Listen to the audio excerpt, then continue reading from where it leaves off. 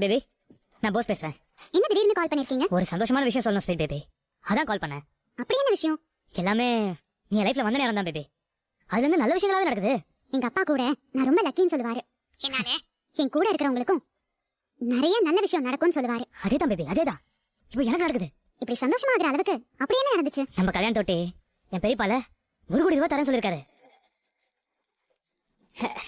எவ்வளோன்னு கேட்டுச்சா? 1 கோடி ரூபாய் தரேன்னு சொல்லியிருக்காரு. எதுக்கு? நம்ம சுயமா பிசினஸ் ஆரம்பிக்கிறதுக்காக தான். அன்னைக்கு மாமா கேட்டப்போ கடை தான் பாக்குறாரா கேட்டார்ல.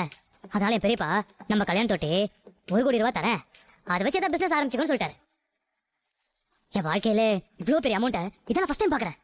அது கூட நீ வந்ததுக்கு அப்புறம் தான் கிடைச்ச செல்லக்குட்டி. என்ன பேபி 1 கோடி ரூபாய் கிடைச்சிருக்குன்னு சொல்றேன், எதுவும் பேசாம அமைதியா இருக்க? ஆஃப்டர் ஆல் 1 கோடி தானே கிடைக்குது. அதுக்கு ஏன் நீங்க இவ்வளவு எக்ஸைட் ஆகுறீங்கன்னா எனக்கு ஒண்ணுமே புரியல. ஹலோ, சொல்லு பேபி. எங்க அப்பா எங்க வீட்டையே 8 கோடி ரூபாய்க்கு கட்டியிருக்காரு. மாசம் மாசம் நான் என் கிரெடிட் கார்டு பில்லே 10 லட்சம் ரூபாய் கட்டுவேன். 10 லட்சமா? 1 crore எனக்கு 5-6 மாசத்துக்கான பாக்கெட் மணி மாதிரி. அதை போய் என்கிட்ட பெருசா சொல்லிட்டு இருக்கீங்க. இல்ல பேபி, நீ வந்ததுக்கு அப்புறம் தான் இது எல்லாமே. சரி சரி விடுங்க. Anyway I'm happy for you. Congratulations.